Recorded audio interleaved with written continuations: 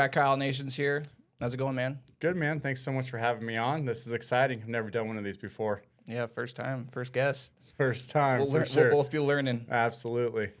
So this is a Rain Brings Growth podcast. Pretty much the idea of it is, you got to go through some stuff to get the green on the other side. Absolutely. And a lot of people just don't understand. Like, they'll look at you and just think, oh, it must be nice or, whatever. But I think the cool part is understanding where people came from and what they've had to go through to get there. So that's kind of the idea of this whole podcast, is just to hear from people and what they've gone through to get to where they need to be. Yeah.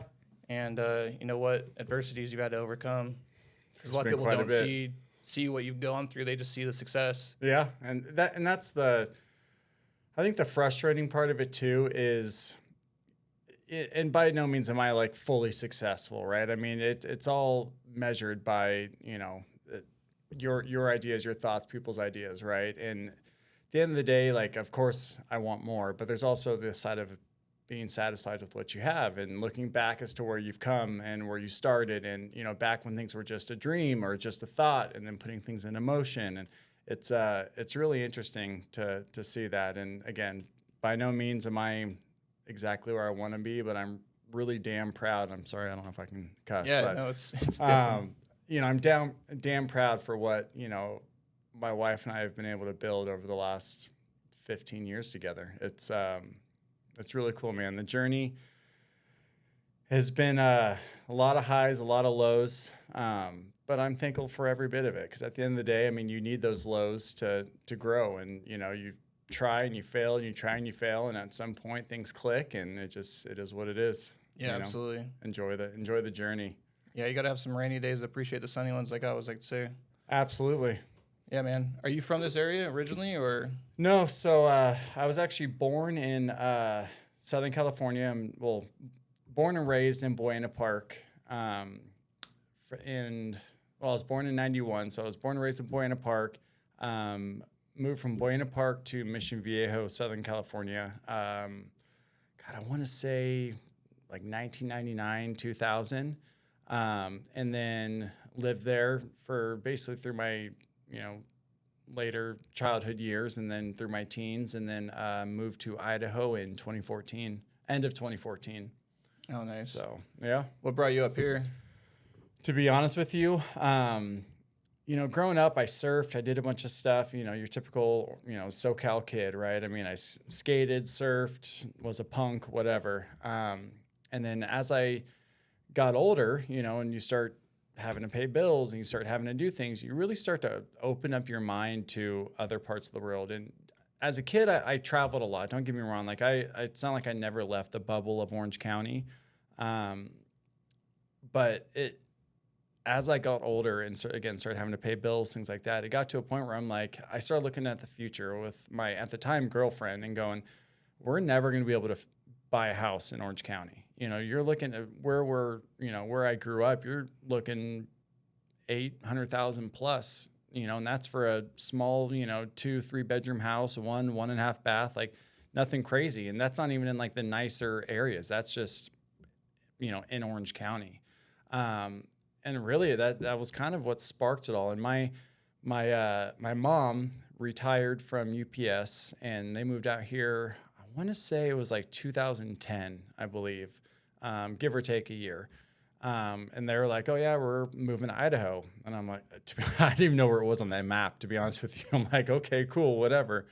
And just through those years, just, obviously paying attention more to politics, cost of living, things like that. I looked at my wife and I was like, we got to do something, because we're working our butts off, trying to make ends meet. I mean, not even a penny to our name at the end of the month. I mean, robbing Peter to pay Paul was a good month. You know what I mean? And it just got to a point where I was like, I'm tired of it. I'm tired of the politics. I'm tired of the cost of living. I was just tired of everything.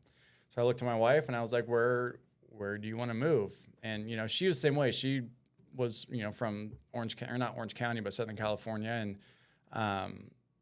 she was kind of the same way. She was like, if we want to get ahead, we got to get out. So we really wanted to get out of this Orange County bubble. And we had come out here to visit 2013-ish. And yeah, it was at that point that we were just like, let's move to Idaho. And at first my wife was like, absolutely not. Like, there's nothing out there, blah, blah. But I kept telling her, I'm like, that's somewhere that we can grow, have a family. And mind you, this was before we, I'm sure we'll get into this later.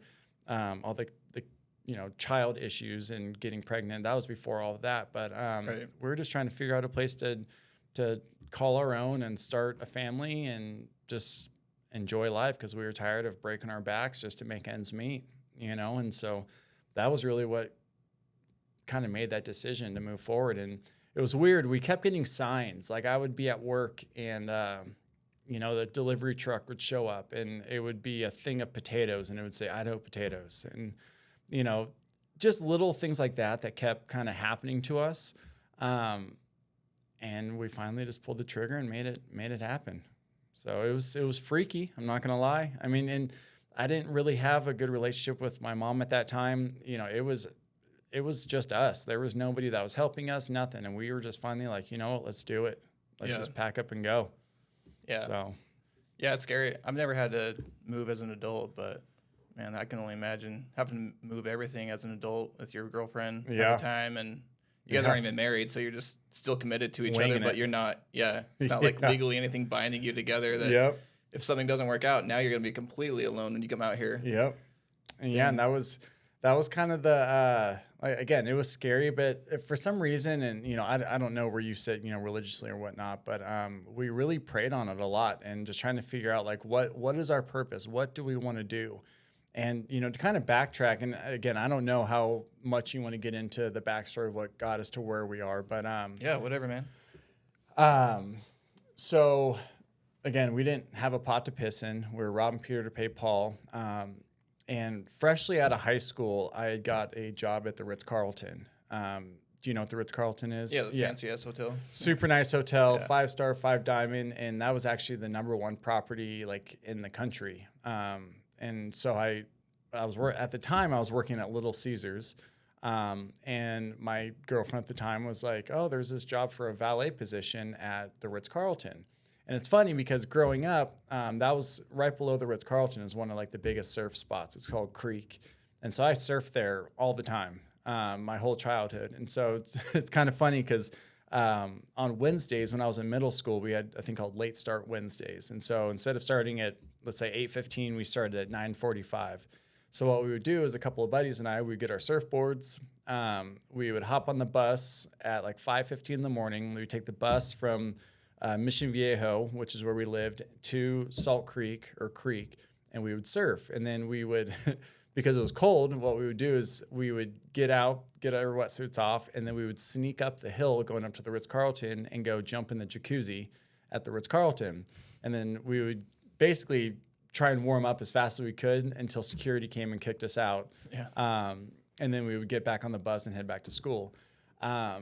So it was just kind of funny that, full circle, I ended up working there right out of high school. But started as a valet there, worked a bunch, made killer money. And that was the other thing too, like graduating from high school. And, a lot of people were either going off to college. And that was the thing. I didn't have, the opportunity for college. And that's, another story we can get into. I had full ride scholarships. I, for soccer, I had a lot of things going on with that, lost everything. So my whole life kind of changed in the middle of high school. Something I thought I was going to be a professional soccer player. That's what my whole life, pushed towards.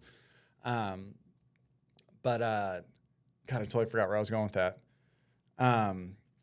Anyway, so got a job as a valet. And I remember thinking, like, I was making so much money, relatively at that time, that I'm like, I don't know why adults are worrying about, money and this and that. And mind you, this was in 2008, 2009, when the market crashed, everybody was losing everything.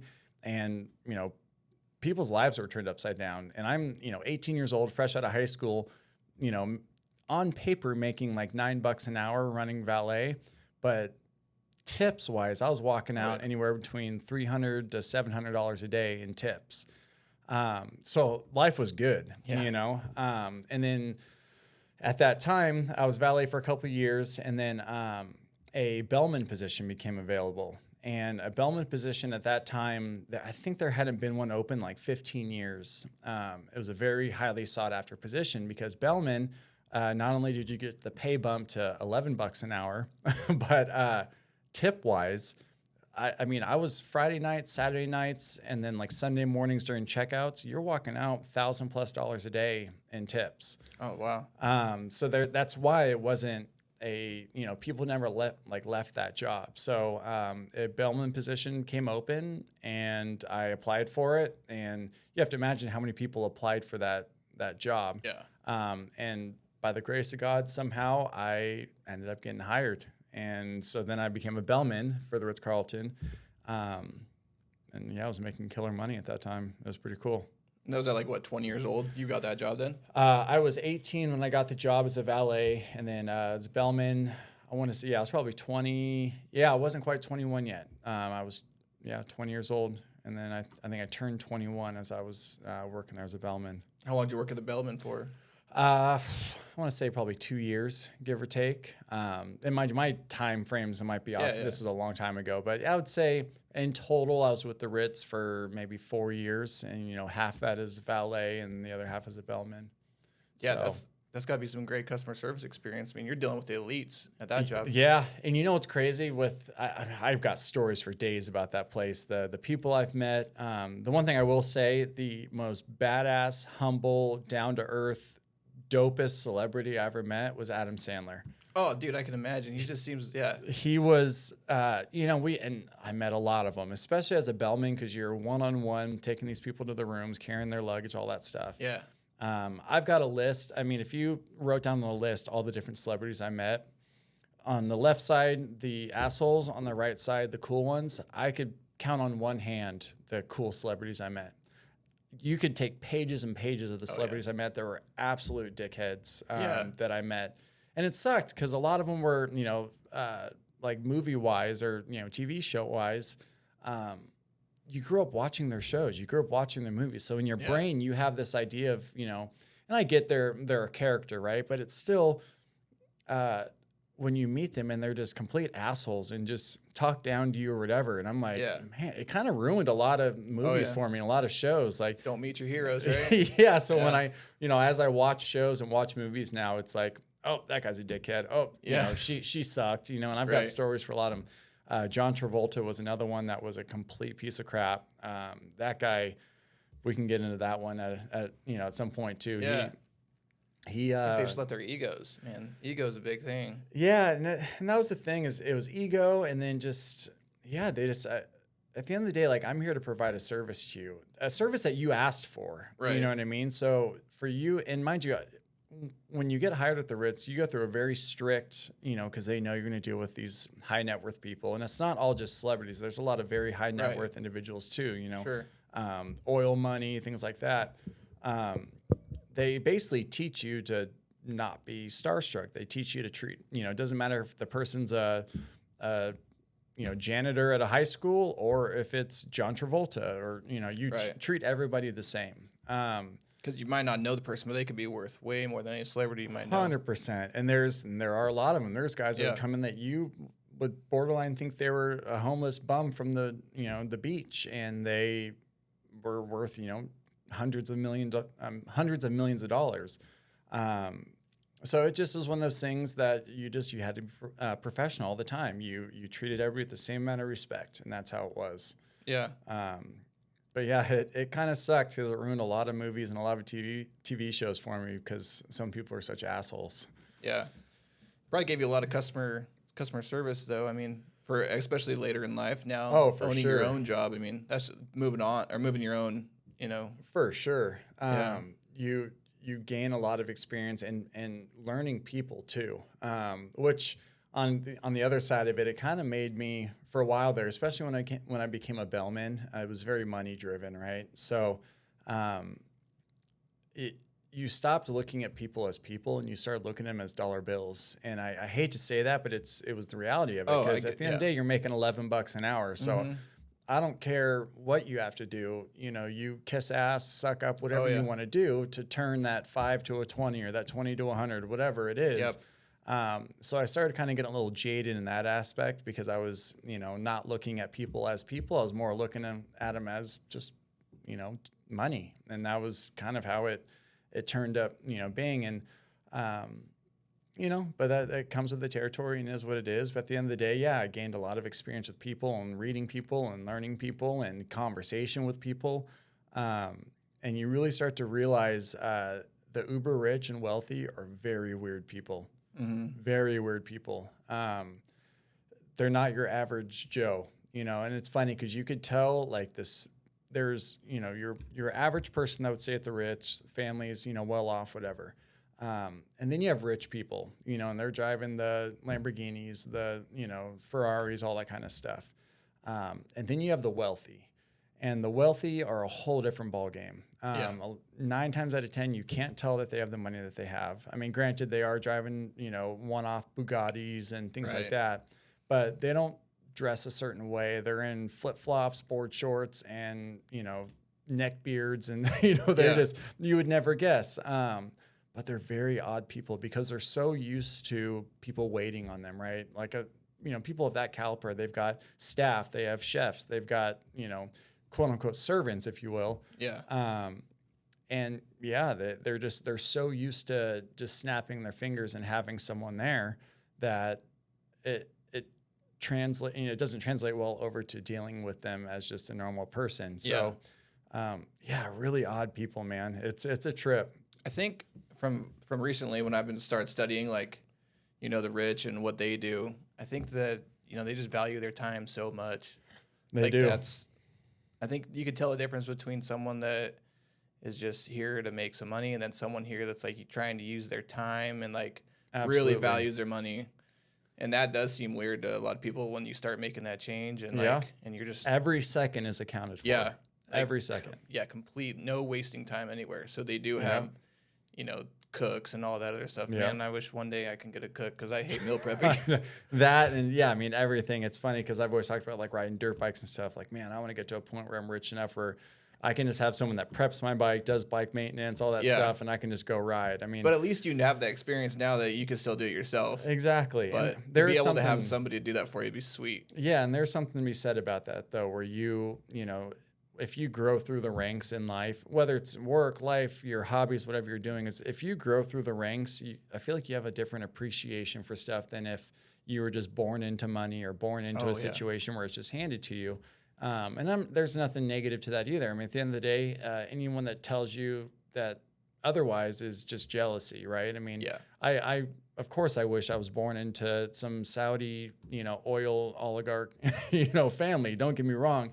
That would be amazing. But on the other side of it, and I would also be lying to you, telling you that, I would still want to work my way through. Like, no. At the end of the day, if someone were just to hand you, millions and exactly where you want to be, who's not going to take that? Yeah. But what I will say is there is something to be said about taking something from nothing and growing it and gaining that experience from start to finish. And I think that is a valuable lesson in life that I think a lot of people can learn.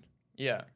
Yeah, you can get money from, handed down or people win the lottery but if you don't have the skills to be able to manage it or feel like you earned it, it's like most people win the lottery and it's gone within 5 years because they haven't earned the skills or earned anything. They have no idea what to do with it. Yeah. These people that win the lottery that, they're, let's say, making 40, 50 grand a year. Then all of a sudden you hand them $10 million. Yeah. They have no idea what to do with $10 million. I don't know what to do with $10 million. You get financial people, you get attorneys. I mean, I know somewhat the steps it would take to, manage that kind of stuff, but then you have to worry about the people that take advantage. And, I have a friend I went to high school with that he was, I don't know how old he was, but him and another friend were on a pit bike and a drunk driver in a BMW ran a red light, hit them. He lost his leg, ended up winning the settlement and, won millions of dollars. Well, the guy that he had managing his portfolio for him ended up screwing him. And this was within the last few years that I heard about it. And it breaks my heart because it's like, and he still has a lot. Like he was still, he still has houses, things like that he did well with the money. But a lot of it was taken from him. And he had no idea because he trusted this guy. And this guy basically screwed him and dipped out. And it's crazy what people will do. Money makes people do weird things, man. Yeah. Very weird things. Yeah, I don't think money is evil. I think it just reveals people. Like, Oh, 100%. like but it's cool. Like I'm one of those guys. I like giving people money. Like I don't really do much with it myself, but if I can help someone else out, that's cool. But it definitely reveals some people because other people get greedy and then they like turn on you. Yep. Yeah. Well, dude, it's funny you bring that up. My wife and I have talked about this, and money's in my experience and what my wife and I have talked about, money is an energy, just like anything else, right? You have to give to get. And so these people, and I'm not saying in all cases, but I feel like when you spend money and you buy into, whether it's you're investing in something or you're just, buying from a lemonade stand or whatever it is, or you're helping people just randomly, you're out at a restaurant and a server. There's many times, and my wife is phenomenal at this. Like she constantly will, on a $60 tab will tip, $200, and it's, not doing it with a camera in the person's face either, like doing it for the right reasons. Right. But and not around Christmas time or it's just random. Yeah. Just doing it to help people. And we've not always been blessed, like I said, dude, and we'll get into that, too, after this, if you want, but, when you come from essentially nothing and then you build something, you essentially start to have something, you appreciate it more. And when you see people struggling, at the end of the day, it's just money. You can always make more. Mm-hmm. People either hoard it or they put so much emphasis on it. Yeah. And, and it's funny because when we used to work together, and the bonuses and stuff would come out, or, they're talking about raises coming out, whatever. Yeah. And so many other people that we worked with, I would overhear them having conversations of like, oh man, if I could just make an extra, $1,000, or if I can make an extra $5,000. I love these conversations. That would change my life. It's like, no, it wouldn't. Yeah. Because if you haven't figured out how to manage your life with what you have now, me handing you, or let's say the department handing you another $5,000 isn't going to change your situation. Oh, I've gotten to this argument so many times with people too. It it's baffles crazy. me, and people are like, they'd be like, oh yeah, they only pay us $40,000 a year. If they paid me $60,000, my life would be different. Like, no, it wouldn't, because you obviously don't even know how to manage the $40,000 a year. Because all you're going to do is, if you go from 40 to 60, what you're going to do is you're going to go buy that new car that you've been wanting, or the new to you car or whatever. Yeah. And then your car payments can go from $250 a month to $500 a month. And then now your husband or your wife wants that too. So all you're going to do is step up your next step in your day-to-day life. And that 60 grand is, you're going to be in the same position that you were when you were making 40 grand. You know what I mean? Exactly. And it blows my mind that people don't understand that. Yeah. It's not everybody, but the majority of people think that if I were to just have this, if I just did this, if I made that much money, it's like, that's not true. You can't save $10 right now. You're not gonna be able to save 1,000 when you think you exactly. Get more money. And it blows my mind. But at the end of the day, it's that. But again, that's also a mentality from people that haven't had or don't have. Because I'm not gonna lie, I used to be that way. I remember, again, getting out of high school. I mean, I was making good money, whatever, and it. There's highs and lows. And when I left the Ritz-Carlton, I, tried some different careers and tried some different stuff. And the money wasn't always as good, and there was times where we were able to save. And then there was times that we ended up back robbing Peter to pay Paul, and I remember thinking to myself, like, man, if I could just make an extra 10 grand a year, if I could, that everything would change. Yeah. And it didn't, it really didn't, until I started learning and started, figuring out, like, okay, I need to figure out how to budget appropriately. I need to figure out how to, make this stretch as long as I need while still putting money in savings. I'm not going to sit here and say I've always been the best at money, but me and my wife, we are not good with money. Yeah. But we've also learned a lot, and we've given back, and we've grown, and we've, taken steps in our own personal life to, get to that next step. You can't keep doing the same thing every day and expecting a different result. You know what I mean? Exactly. That's the definition of insanity. Yep. You need to change something. So if what you've been doing for the last couple of years, it may be working for you right now, and you may be paying your bills, you may be doing that yourself. That's cool. But if you're not changing your ways now, nothing's going to change. You know Exactly. what I mean? So it's just, it's funny when you hear these conversations and you know, I don't know, you talk to different people, but Yeah, it's sad because I think too, it's like you see how it's like, how, you know, it's changed your life, and you try and tell other people, but if they're not ready to listen to it, then no, you can't tell someone some information if they're not ready for it. no. And There's a really good saying from Ed Milet, and it's when the pain of change is, or no, when the pain of staying the same is greater than the pain of change, then you'll change. 100%. It's like if they're just comfortable and they don't want to hear it and they think they know, then you're just, you know. Yeah. If you can't argue with them, you know. You stick around and you argue with the clowns long enough, you'll become part of the circus. So you just gotta let them be. They say you are, what is it, show me the 5 people that you spend most of your time with, and I'll tell you what your future is going to be, right? Exactly. And I spent many years, you know, in that thing where I was so dedicated because they were childhood friends or they were this and that. Like I was so dedicated to them but I wanted my life to change, and that it got to a point where, and I think that goes back to moving to Idaho, was getting out of that, you know, getting out of that dreamer mentality where it's like everybody had an idea, everybody had a plan, but nobody was doing anything about it. And again, I'm not trying to say I'm better than by any means. Like I was that way too, but what I did know deep down is something needed to change. Yeah. You know, what I was doing wasn't working. So I need to figure something else out. And I thought, you know, what's the best way to do that than to pack up, move, and just change your surroundings. And change your surroundings, you know? And honestly, moving to Idaho was the single greatest and best decision we ever made. Oh, for sure. And we didn't know that it's not like our life changed drastically off the bat, but I would say within the first 12 months of moving to Idaho, our life changed drastically. So what'd you do when you came to Idaho?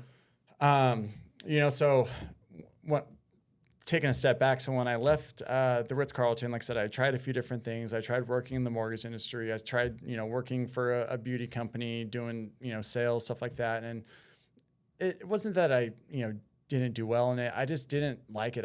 Everything I was doing, I was like, I can't imagine myself doing this for another 30 years, you know? And that's kind of was my mindset, you know, but on the other side of it, I kept thinking back as to how much I was making at the Ritz-Carlton that I'm like, dude, like maybe I should just go back there and, you know what I mean? Because it just playing it safe. Yeah, I was trying to grow, but it wasn't panning out, you know? So yeah, I was like, oh, the safe bet would be, okay, go back to the Ritz-Carlton.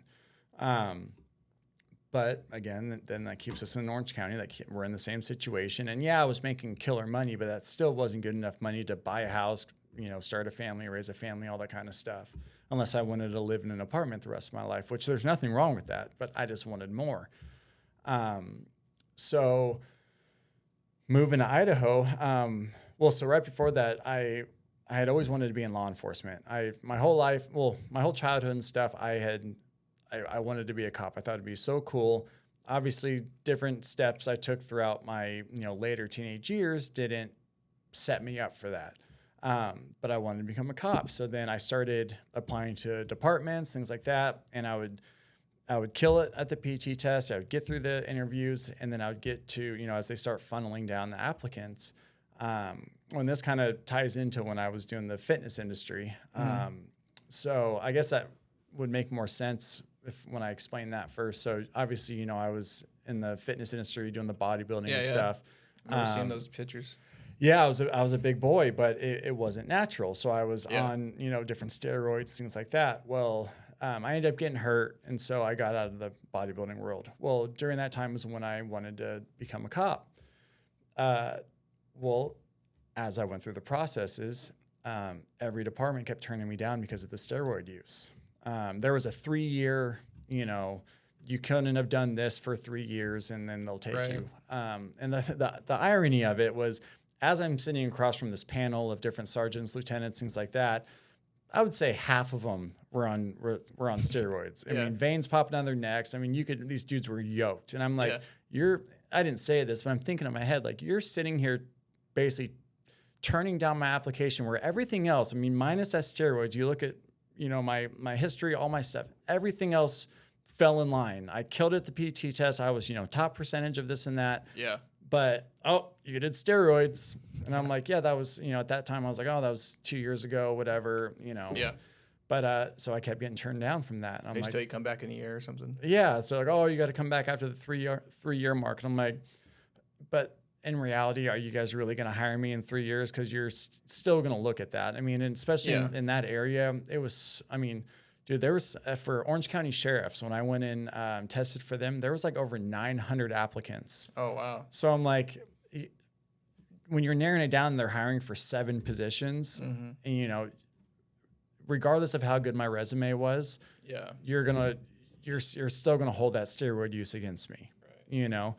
So that was another reason I'm moving to Idaho, because my sister at the time she had moved out here, I think 2011, 2012. She had worked for Boise PD, so I was talking to her, and she was like, yeah, we need officers bad, blah, blah, blah. And I was like, cool. So that was part of the reason I'm moving to Idaho, which is kind of funny because when I applied for ISP, I'd applied for I think Boise PD, but they required a college degree. And I applied for another department. I don't remember which one it was. And then I applied for IDOC. Well, the whole time that I was going through the process, I thought, and mind you, because I was in California at the time and doing the application process, in Idaho, I hadn't been out there. Everything was just over Zoom or email and things like that. Right. So until I essentially was starting the academy, it was like a month before I started the academy, I thought it was for ISP. I didn't realize it was for corrections. Oh. So that I moved out here before my wife did. So I came out here earlier, got the job, did all the background, drug tests, all that stuff. Everything passed. And so I came out, started the academy. I honestly don't remember what time I remember it being semi-cold. But anyways, I came out early, started the academy. And then when I graduated, that's when my wife came out. So then I was like, well, I'm working in corrections. So, and ironically at that time too, a lot of the departments went on a hiring freeze. For whatever reason, again, this was 2014, 2015, something like that. A lot of the departments were on a hiring freeze. So I was like, well, that's fine. I'll just work for IDOC for, a little bit until they open up. And then I'll start applying to departments. And I was like, and actually that'll probably look a lot better than, coming from, kind of bouncing around jobs. At least I would at that point have been with IDOC for a couple of years. And then, that's the stepping stone, right? A lot of people do that. They go to corrections and then into, different departments. And then I got on with IDOC and started working for them. And then I was like, I actually kind of like this, and started, doing the response teams and doing all the fun stuff and the fights and all that kind of stuff. And, then honestly, the years just kind of passed. It just, you start building friendships, relationships, and you got your crew and everyone's kind of tight and you just don't want to leave. And I just kind of stopped thinking about it. And then I want to say it's probably 2017, 2018. That's when I was like, oh, you know what? Maybe I will start, applying to different departments. So I applied to Meridian, applied to Nampa. And then really it was like 2018-ish. And I just feel like the world changed, man. Like everybody hated cops. Everybody, I don't know. I don't know if you felt this or remember that, but I just feel like the whole world changed. And it wasn't overnight, but it was just through that year. And I remember I used to be proud to say, like, yeah, I worked in corrections, I work in law enforcement, I have this and that. And I noticed, like, as I would tell people, like when I initially started, people are like, oh, that's awesome, blah, blah, blah. And then like throughout the years, I noticed it quickly change where, you meet someone, tell them what you do, and they're like, oh. Mm-hmm. And I'm like, damn, man, people hate cops. You know what I mean? And that wasn't the vibe when I first moved here. I remember, doing ride-alongs with my sister, and people would like argue on who's going to buy her lunch, different patrons in the restaurants. Yeah. And so I talked to my wife about it, and I'm like, I don't know if I want to do this.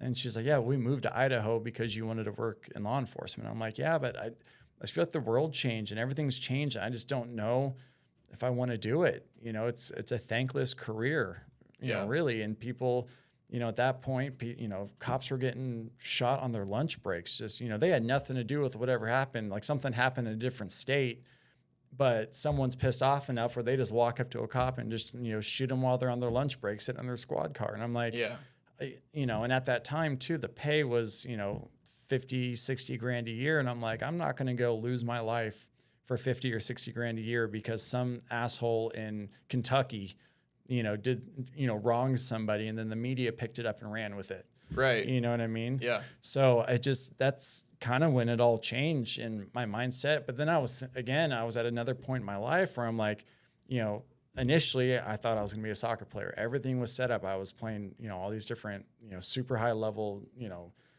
leagues and different teams, getting scholarships, all this stuff. Well, that disappeared. So then I had to figure out what I was going to do with life. And then I finally was like, okay, I want to be a cop. Well, now I'm at the second phase where I'm like, okay, now I'm here and I don't know if I want to do this anymore. I'm like, well, shit, what do I do now? You know what I mean? And mind you, at this point, like my wife has always been very, I don't know the word. She's always been very safe. Like she's, she will have a job, she'll stick with it, she'll progress, and she'll do really well at it. So she was just kind of the rock of our marriage and relationship. Yeah. While I was trying to figure out what the hell I wanted to do. And as a husband, I felt like crap. I honestly, so many sleepless nights and anxiety. And I'll be honest, like crying myself to sleep. And, when she's not there, just like sitting in my car, just like wondering like, what the fuck, like, what am I going to do? How do I step up and be the man that she needs me to be? Like, how am I going to provide for my family? Because what I thought I wanted is now no longer what I want. And dude, it was freaky. And there's a lot of nights like that where, and not just nights, but days and times and really episodes, the last weeks and months where I'm like, and then when she would ask me like, well, what do you want to do? Like looking your wife in the eyes and saying, I don't know, is a really horrible feeling, because she's looking for stability. She's looking for someone that's going to take care of her. And I'm pretty fortunate in a sense where like my wife isn't huge on like gender roles. Like my wife, I could make $10 million a year. I'm not going to say she would still want to work, but she would still find something to do because that's just who she is. She enjoys doing stuff. But yeah, man, I struggled a lot with like my own, internal battles, of like, what am I going to do? And I've got my wife who's backed me through thick and thin, ups and downs, highs and lows. She's been my rock, and she's looking at me now and I don't have an answer. Yeah. And I'm like, I got to figure something out. You know what I mean? Yeah, it's hard as a guy too, because you don't really have anybody. You don't feel like you have anybody to talk to, so you just gotta like deal with your demons yourself and stomach it and just deal with it. Or at least you feel like there's nobody there, but But realistically, there probably isn't anybody that can understand what you're going through. But it's hard. It's funny you bring that up because I've always, I really feel like over this last maybe 5 years or so, I feel like more things have, I don't know if it's just social media that's allowed it or whatever, but more things are being talked about. And I think it's so important because, if as a man, you look weak, you look, like, a scumbag or a loser if you're crying or if you show any emotion or anything like that. And it's like, but in reality, if you were to take 10 guys, put them all in individual rooms and, have a therapist go in there and talk to them, I don't know the numbers for sure, but I would say probably 8 out of 10 of those guys would break down at some point about whether or not they're happy in their life, where they want to be, whatever. But at face value, if you're to talk to them on the streets, they would, I'm fine, I'm this, I'm that, blah, blah, blah, And so I just don't think it's talked about enough. And, you can, I know that falls in, certain areas with people, but call me what you want. But at the end of the day, like, guys suffer too, but it's through generations. It's been, basically taught to us that you stomach it, hold your head high, put, shoulders back, and you man up, you know what I mean? And I think there is some merit to that, but on the other side of it, I really feel like that's detrimental because suicide rates are up. There's, drug abuse. There's so many things that come along with that. And it's like, if more people would just stop this facade of everything's okay. Like, it's okay to not be okay. Yeah. You know what I mean? It's okay to have problems, to feel concerned, to cry, to show emotion. Like, that is okay. But for so many years, it's, people have been brought up and it's been beat in your head that you just, lace your boots up and get back to work, figure it out. And it's like, again, I think there is some merit to that as well. But on the other side of it, like, There's a balance. There's a balance. Yeah. And it's, I think for so many decades, there's been no balance, and it's just kind of been, and there's still that old school mentality. But at the end of the day, everybody, does things differently. Everybody receives information differently. And I just think as men, we need to be able to talk to each other and communicate, because the more I started opening up about certain things with my friend group, the more I started to realize, like, dude, I'm not alone. There's a lot of people that are going through all of this, Oh, yeah. And it's like, holy shit, if I would have known this years ago, things would have been so much easier, because I could have talked to, this person or that person, whatever, and we could have figured it out. And it's just, I don't know. I think it's really important to be able to share your emotions and share your concerns and, show that you're human. At the end of the day, it's, as much as I'd love to say everything's perfect, it's not, Yeah. And it may be perfect now, but in a week from now or a year from now or whatever, like, things can change drastically. Yeah. I think guys are really good at putting on a facade of everything's fine and everything. It's like, at the end of the day, like, if you put all your problems on the table and somebody else put all their problems on the table, you'd be surprised. Yeah. Yeah.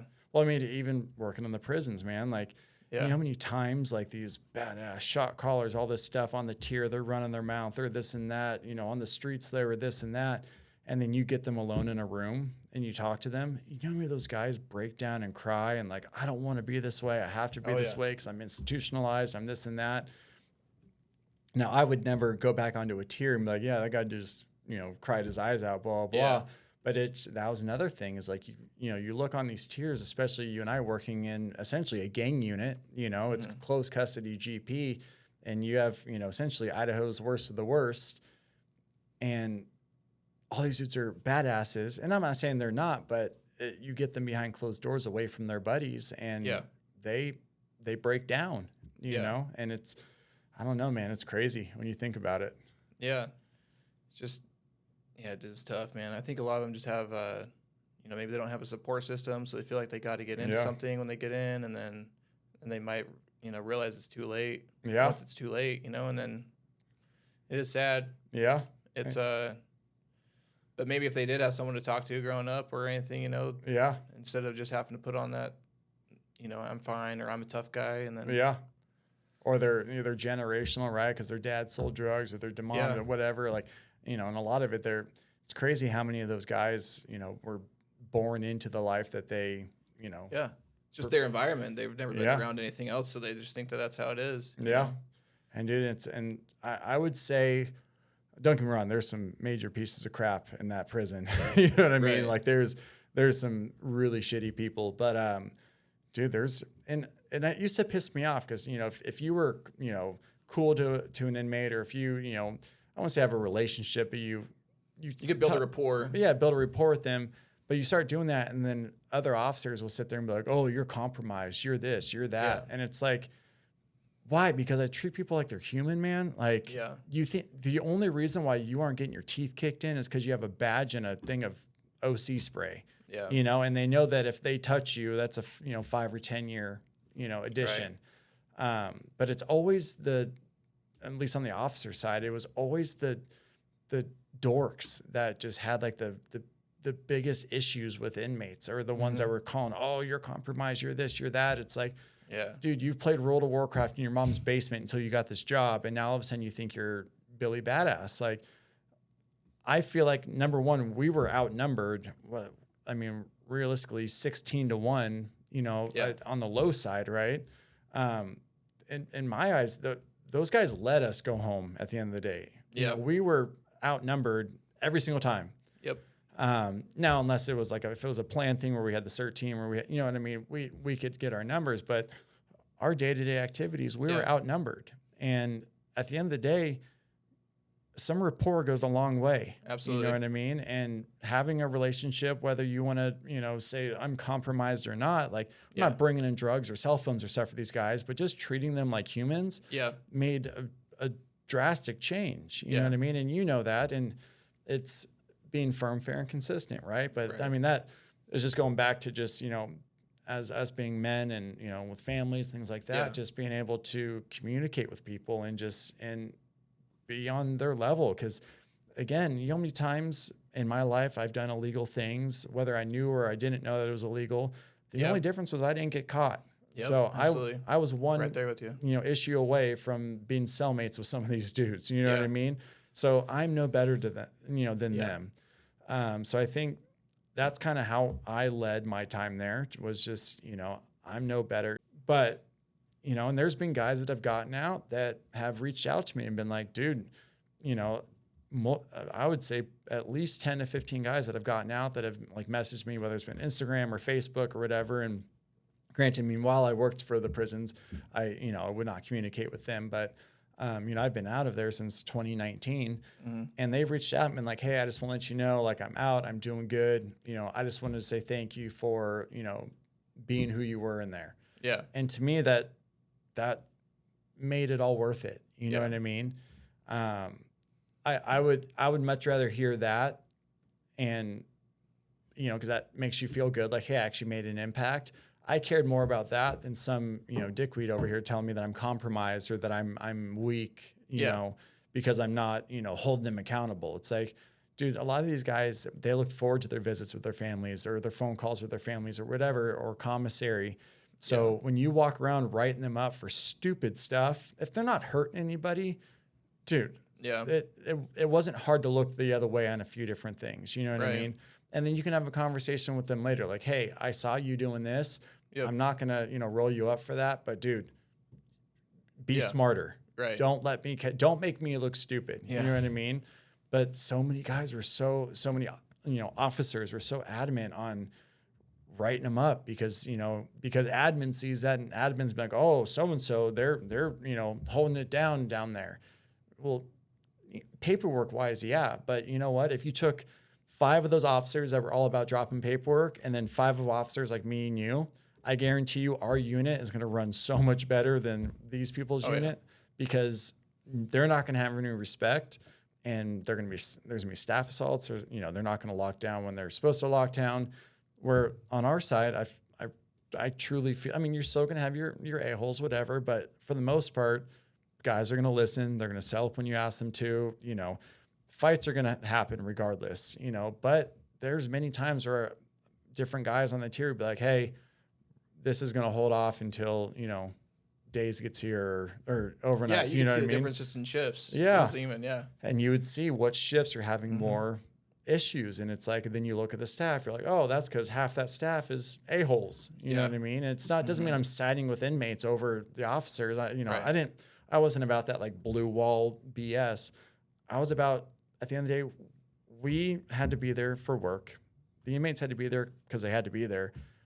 How are we going to commingle? How are we going to make this work so that we're, both of our days are easy, and unfortunately, again, things happen. There's politics on all sides. Things were going to happen. It is what it is. But I don't know, man. I just feel like there was some merit to that. And again, as I've left the department and moved on with my life, I really, every time I get one of those messages, man, I just feel like it's cool.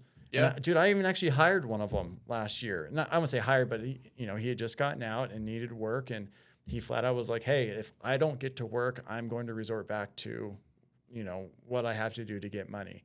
I wasn't at a position at that point in my business to bring on an employee. Yeah, but I was like, "Hey, dude, I'll pay you under the table. You show up to work. As I'm, growing and able to get an employee, I'll put you on W-2 as soon as I can, And dude, by far the best employee I had in the last 3.5 years. Dude worked his butt off, showed up. If I said, hey, we got to be there at 8, he was there at 7:30, setting up saws, setting up tools, whatever. And he would just be sitting out in his car waiting for me. Nice. Yeah. And I just feel like, to me, like that was his way of showing me the respect that I showed him when he was in. You know what I mean? Yeah. And he's turned his life around. He's got a kid on the way now, and he's stayed out of trouble. And he went from, being a high risk, parolee to he checks in, I think, once every 6 months now via email, because he's taken the right steps. And it just goes to show, like, just because they were in prison doesn't mean they were shitty people. Just because they were in prison and may have held some rank within the gangs, they were a product of their environment. They had to do what they had to do to survive. And especially when you're looking at 10, 15, 20 years, like, you're going to do what you got to do.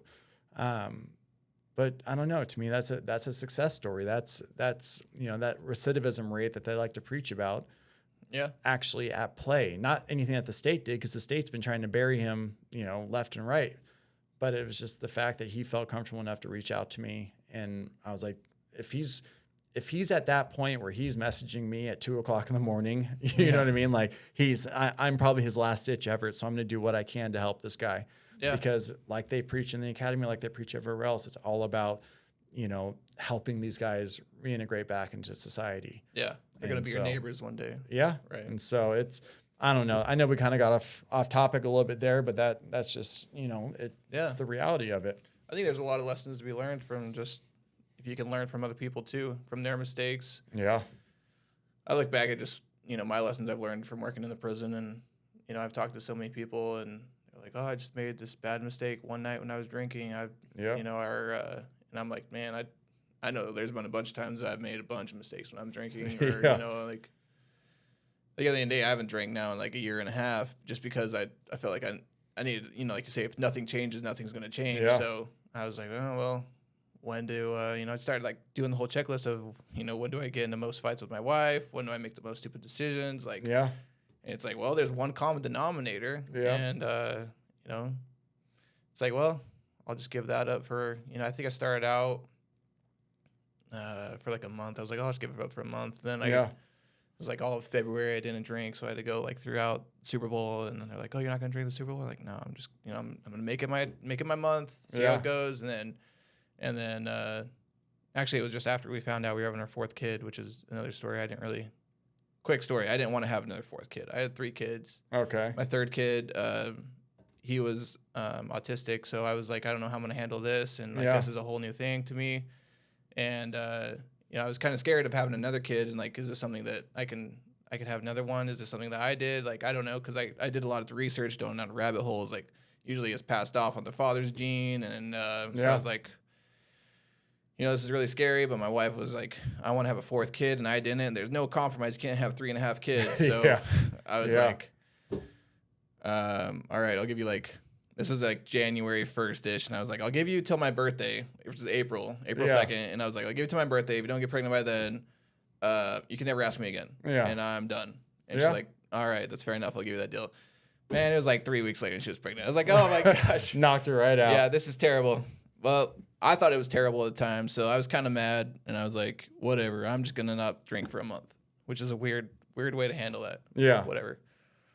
And then March comes around, and I think I had like a couple beers here and there, like on the weekends, nothing crazy. And then my 30th birthday came around, and I got destroyed. Like, I went all out. We had a huge party. We rented out like 4 bays at Top Golf. Okay. And which is super fun, by the way. Yeah, it was sweet. It was a great time. I got, you know, everybody's buying me drinks and everything for my birthday, and from what I remember, it was a pretty good time. Then later on that night, I got really drunk with my buddy, and I'm an efficient drinker, so I don't just like sip on beer. I like go straight Jack and Coke. And at least at the time, I was like, I learned that if you did sugar-free Coke, you won't have as bad of a hangover. But when the alcohol takes over and it's like, you know, just a splash of color, it doesn't really matter. The hangover is gonna be terrible, and it was bad. It was like really bad. But that was like the night before my birthday, so I didn't drink on my birthday. And then a week later, I'm at a buddy's kid's birthday party, and I had like a few beers. And the messed up part was that I had my brother drive me home, which was like he's an AA and a recovering alcoholic. Okay. And I'm like looking back, like how shitty of a guy am I to have my recovering brother drive me home because I'm drunk. Yeah. Like, I don't know. I had like a come to Jesus meeting with myself, and I was like, no, I'm done. Like, I'm gonna leave all this in my 30s or my 20s because I just turned 30. So I was like, I'm just done, you know. I was like, I don't really miss it that much. And then it just kept going. And the only times I would want to is like at social events. Yeah.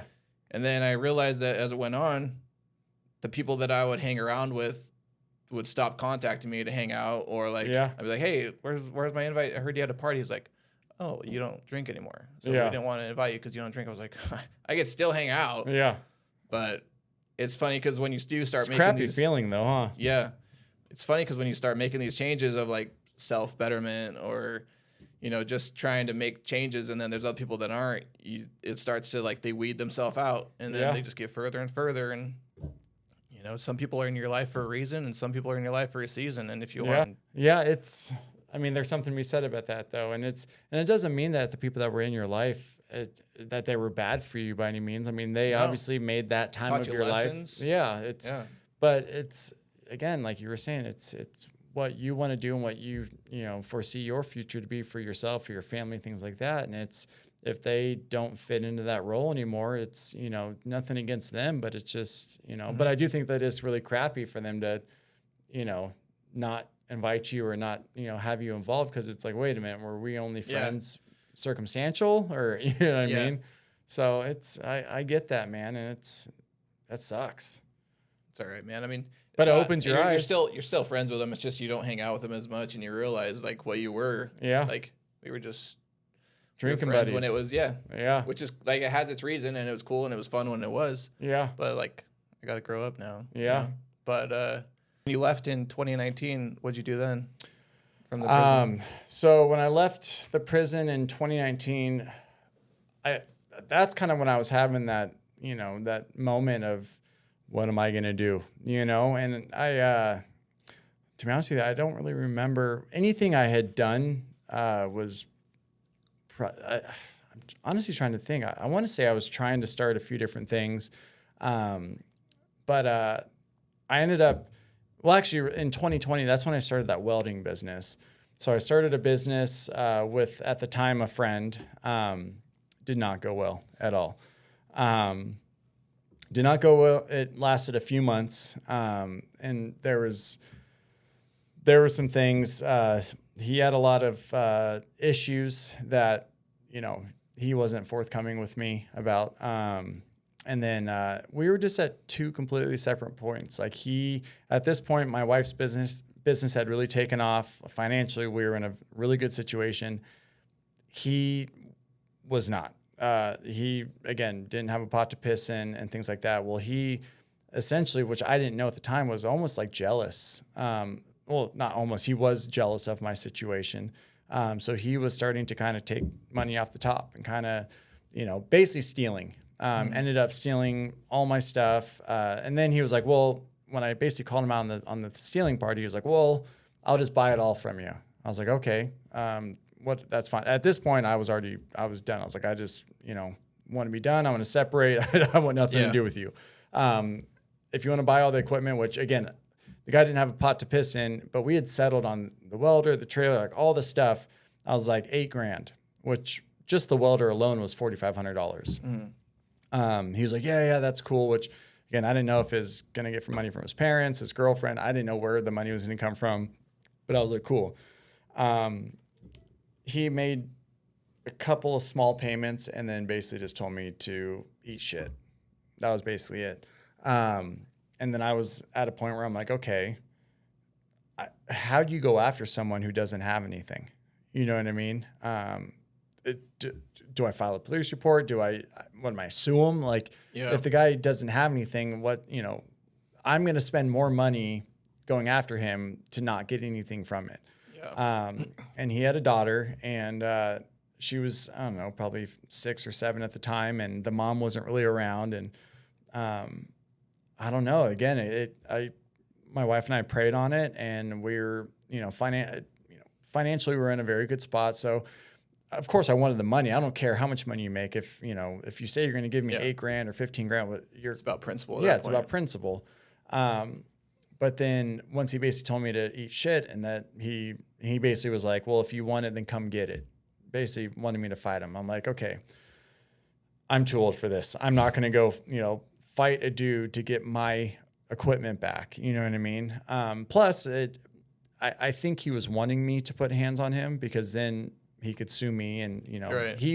I think he had definitely a different plan as to how this was going to happen.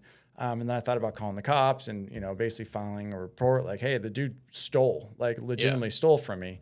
But then I thought, I'm like, he's got a daughter, mom's not around. This dude, what I had found out later was that he had already gone to prison for 2 years for theft. So I'm like, if I press charges on this guy, he's going to go back to jail. and then what's going to happen to his daughter? She's going to end up in the system. Like, Yeah. And I look at it now. I was fortunate that we were in the financial position we were in to be able to essentially let that go, because I would have felt like an absolute piece of crap, you know, pressing charges on this dude. Again, not getting anything out of it. All that's going to do is ruin that little girl's life. Yeah. And I just kind of let it be. And everyone I've told that to is like, what? Like, no way, dude. I was still going after him. Like, he made that decision, like, you know, blah, blah. Yeah. And I'm like, I get it, man. But at the end of the day, like, it's not that little girl's fault that her dad sucked. Yeah. You know what I mean? Like, all that's going to do is be creating another person in the system, you know? And I don't know. It was just at that point, at that specific point in our life, I was just like, it sucks and it hurt. Cause on the other side of it, like, that was a friend. Like, I had a lot of, you know, respect for him. We had traveled, we rode dirt bikes together, all this stuff. Like, he was a good friend. At least I thought. Yeah. So I was more just hurt in that aspect. Like, the fact if you needed money, dude, I would have just given you the money. Yeah. You know, you didn't need to screw me. Right. You know what I mean? But that was whatever. So, I had a little bit of a bad taste in my mouth with partners and business at that time. So, ironically, it was right when COVID hit. Everything was shutting down, and I ended up becoming the one of the range safety coordinators for Independence, the indoor shooting range. Oh yeah, I remember that. Yeah. So working there, again, COVID, everything was shut down, just trying to get some sort of income coming in. My wife had her salon, which that was shut down. You know, the 3 weeks turned into, you know, the 3 weeks to flatten the curve. Yeah. So we had some savings saved up, so we weren't in dire need, but I was like, you know, any sort of income is something. So I started working for Independence for a little bit, trying to figure out my next steps. At that point, I met somebody there who, her husband was an E8, or I think it was an E8 or E9 in the Idaho National Guard. And so the way the Idaho National Guard works, you've got the state side, then you have the guard side. They call them dual status, people that work for the state that are in the Guard, and it's a weird situation. But anyways, essentially it's a security / military police position. But being a civilian, they didn't know how that was going to work, but they were opening it up because at that time there's people that were sent up to deploy and things like that. So they were like, well, maybe we open it up to civilian law enforcement. Again, this position was a dual status position. You had to be in the Guard to be it. Well, they ended up making some exceptions because deployments, all that stuff. They're like, we have to have people here on base to keep, law and order. So I ended up applying. They hired me, and it was myself. There was another guy, another civilian, but he was a prior Marine, so he wasn't a 100% civilian. I believe I was the first 100% pure civilian to get the job, which was funny because, I sleeve tattoos, I could have a beard, everything. Everybody else was clean cut and, military. So I did that for a little bit, which is actually where I met my now business partner, Chris. So I worked there for a bit, did the security contracting. I was actually setting up to go overseas to Kabul, Afghanistan, to go do a contract over there, which again, call it divine intervention, whatever you want to call it. This was in like December. I had already done my background, got my clearances, all my stuff. And I want to say, it was like December-ish, and had the contract in front of me. I was like, you know what? I don't want to do this. I don't want to go to Afghanistan to go do, work for the embassy and do, basically security stuff over at the embassy. So I backed out. Ironically, 3-4 months later is when the whole Afghan pullout happened and Kabul fell and all that stuff. So I technically, if I would have signed that and moved forward, I would have gotten there like 3 weeks before the pullout happened, which is kind of crazy to think about. Which, through the whole hiring process of this security contract was like, there hasn't been any issues in Kabul in 4 years. It's super safe, blah, blah, blah. You know, it's 3 months on, 1 month home. It's a 1-year contract. So the nice part was, and it was really good money. You didn't pay taxes on it because you were 9 months, out of country. You're 9 months of my year would have been spent in Afghanistan, so I wouldn't have had to pay tax. It was essentially tax-free income, and it was really good money. So it's kind of a little side note there. That was kind of crazy how that happened, and so I ended up not doing that. But that's when I had started Nations Custom Builds, which was, again, I was just doing handyman work. And I was like, you know, I'd always enjoyed building stuff. I'd always enjoyed, you know, figuring things out and tinkering, whatever. And you know, through my, I don't know, early teens and things like that, like I had worked for construction crews. I'd worked, you know, helped my dad with stuff, worked with friends, things like that. So I had a construction-ish background. Yeah.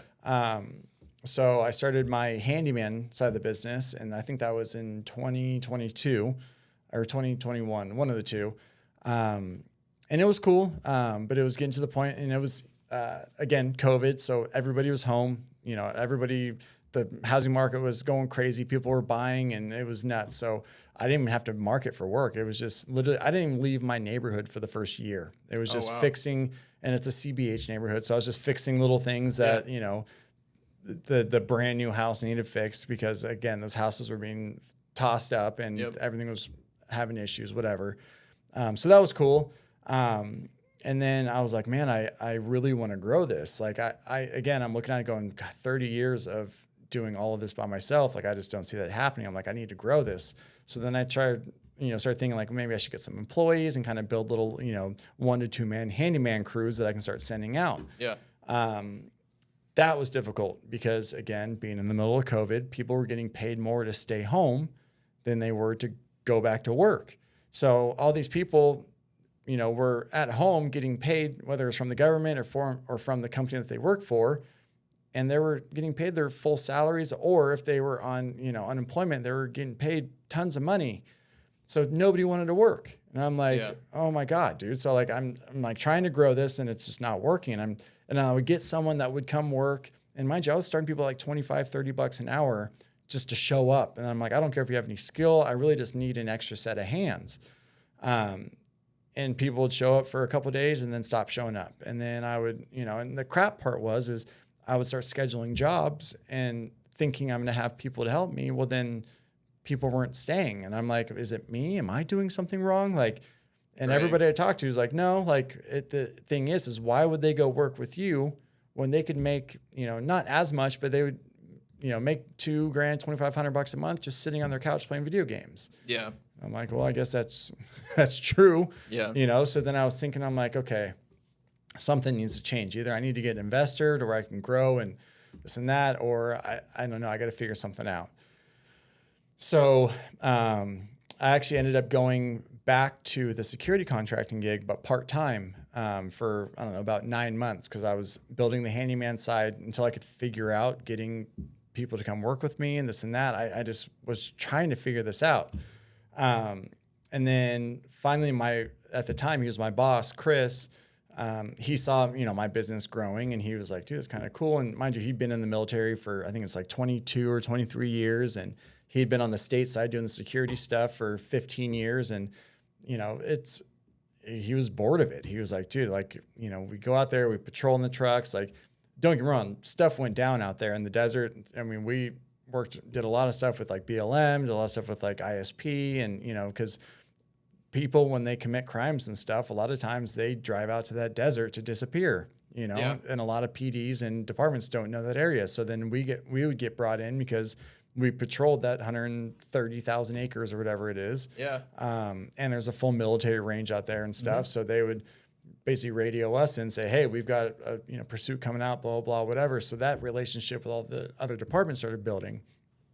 So it was cool. I did a lot of cool stuff. I got to, I don't know if I should say this on camera, got to shoot some mortars with, some Ranger guys that had just gotten back from a rotation in Afghanistan and, got to ride in tanks. A lot of stuff that civilians don't get to do, shoot different weapons and artilleries and whatever. So that was fun. Well, then I was talking to Chris about it and he was like, well, maybe you should just get a partner. Like, if you need just an extra set of hands, I'm like, dude, if you can see what I'm doing by myself and all I need is an extra set of hands, and I could grow drastically.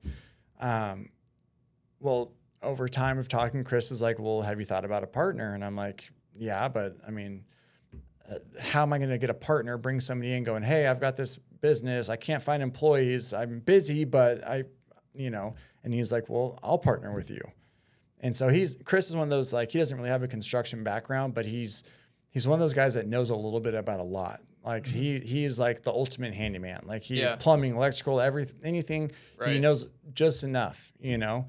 And I'm like, so I thought about it. I'm like, that's actually really smart. Like if I could bring Chris in, like, yeah, he may not be where I'm at with the building side of things, but if I were to bring him on and we keep growing the handyman side of it, then maybe he kind of oversees the handyman side while I start growing the more like the contractor side. Yeah. So that was the idea. So I don't know, maybe it was in November of 2023, December 2023. He finally was like, hey, if you're serious, I want to do it. And I'm like, all right, let's do it. So we came up with a new name. So I was Nations Custom Builds. And then, so now I'm Guardian Custom Builds and Design, which has been awesome.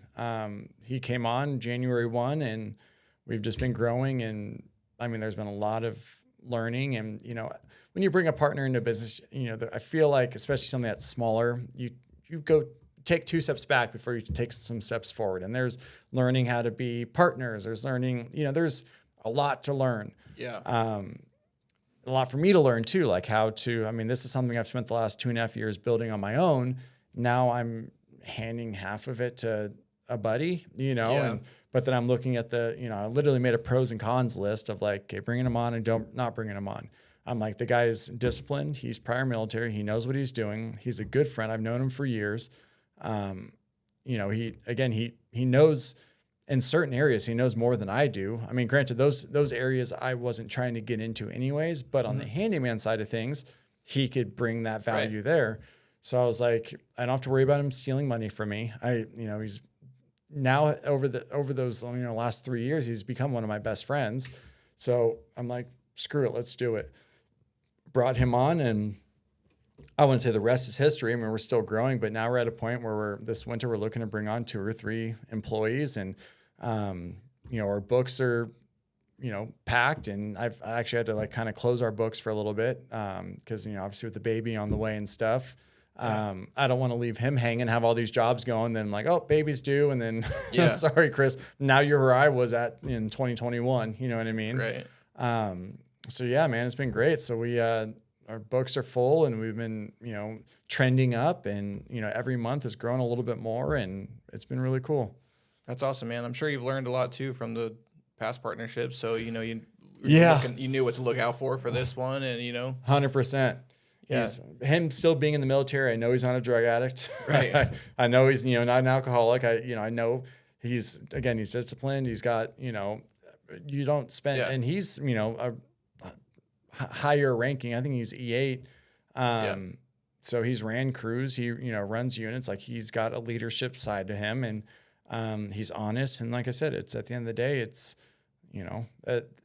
we can figure out everything else. The trust and the belief has to be there, and we can figure out everything else. And so I can wholeheartedly say I trust this guy. Yeah. He's got full access to my bank account. I have full access to his bank account. Like there's there's nothing weird. Yeah. And so it's been cool. Yeah. You got to have trust, man, to be in business. Yeah. That's cool though. But when you think back of it, like the stuff that you had to go through with the failed business partners and stuff, like looking at it now, you're like, oh, I had to go through that stuff. Yeah. So that at least I know, and now this is a successful partnership, but But you wouldn't have known what to look out for. Yeah. If but in the moment that you were going through that stuff, like it sucked, Yeah, I felt betrayed. There's a lot of stuff that happened that I was like, dude, this sucks. And like honestly, the thought of having a partner was out the window. I was like, I will never partner with somebody. And it's funny because I still talk to friends now that have businesses, and I'm like, oh, have you ever thought about getting a partner to grow? And they're like, I won't work with anybody. Yeah. And I'm like, I understand that, but on the other side of it, it's like I feel like you could work with somebody. You just have to, you have to be able to yourself have an open mind, but on the other side, just set boundaries. And so, with Chris, we sat down and I said, look, this is what I've built. This is what I have, and then he's like, hey, this is what I can bring to the table. And, it's, if you go apples to apples, was it fair him getting 50% of my business? Probably not. But at the end of the day, I saw the value in the longevity of it, and the fact that I could trust him, and there's so many other things that weren't a monetary value. Yeah. Because I could have, and it's funny when I tell people this, they're like, "Oh, you didn't have him buy into it. Like you got to take your sales from last year and take a percentage, and that's what he buys in." And I'm like, "Okay, so what? He gives me 15, 20 grand, and now he's a business partner. Like, but what if he doesn't work out? Yeah. You know, then I have to give him that 15, 20 grand. You know what I mean? Like, I don't know. Money's always good. It makes the world go around. But at the end of the day, at that point, I valued the relationship, the respect, and the honesty, you know, in growing and wanting to take this to the next step, you know? Yeah. And by no means has it been perfect. I mean, we've had our hiccups, we've had our ups and downs, and, you know, but again, it's when we bring it to each other, if I'm frustrated or if he's frustrated and he's, hey, you know, that pissed me off, or hey, whatever, I think because he was my boss prior, I think, and we had a friendship outside of that too. I think we've been able to figure out separating business and friendship, you know? So, right. You know, from 8 to 5, Monday through Friday, we're business partners, you know, before 8 and after 5. And then on weekends, we're buddies, you know? Yeah. So even if something happened during the day, like that's not going to bleed into our, you know, after hour stuff. Yeah. That can be difficult too. Try not to. Yeah. I've never done like huge business partnerships, but I've definitely tried to do partnerships with friends, you know, like I think too, especially when I started just growing and stuff, I was like, I want to bring some friends on like onto this journey with me. And I want like, it'd be cool to see them start to get some money and, you know, like move out from where they're at, or, you know, just move up in life. And like, I'd try and bring them on, and then quickly realize that like, it's that whole thing. Like, you can't make someone want to do it, and you can't make someone want to love your business more than you love it. Exactly. Like, you got to realize that was your baby. Yeah. And like, you can only get them to do so much. And then I started take the horse to the water. You can't make him drink. Yeah. You know? Exactly. I started looking into like partnerships and trying that out, like with just some little stuff here and there. And then it just doesn't, I don't know. For me, I haven't been able to find one that worked out yet, but you know, I think a lot of times it was just, you know, just buddies. Like I want to just do this that'd be cool. Yeah. And then, but then I had to start doing some research on like what partnerships work and what fails. And it's like, if there's 3 things that makes a good partnership, they bring it to the table. If they don't bring up to it, then it doesn't work. Yeah. They have more money than you have to be able to fund the projects. Either they have more time that you have, or they have more experience. And if they don't have any of those 3, then you're just going into business with someone giving them 50% of your business just so you could say you're not doing it alone. Yeah. And I've found like that I've gone into business with people or tried to start something with people just so that I didn't feel all of the fear, or like if this fails, at least I'm not failing by myself. Yeah, but you got someone else to fall back on. Right. Yeah. But it's like, but is it worth half of your business just because they're just because you're just buddies? Yeah. And it's like, you know, luckily I've been able to, you know, part ways and not have any bad feelings before anything got too big. Because I was like, if I'm having these thoughts and issues right now before anything happens, like, imagine I'm just throwing out $1 million a month. And now, or, you know, $1 million a year, and you're like, well, here's your 500,000, even though you're only doing like 10% of the work. But we're buddies. Yeah. Like, if you think that the problems now are bad, wait till they get bigger. So. Yeah.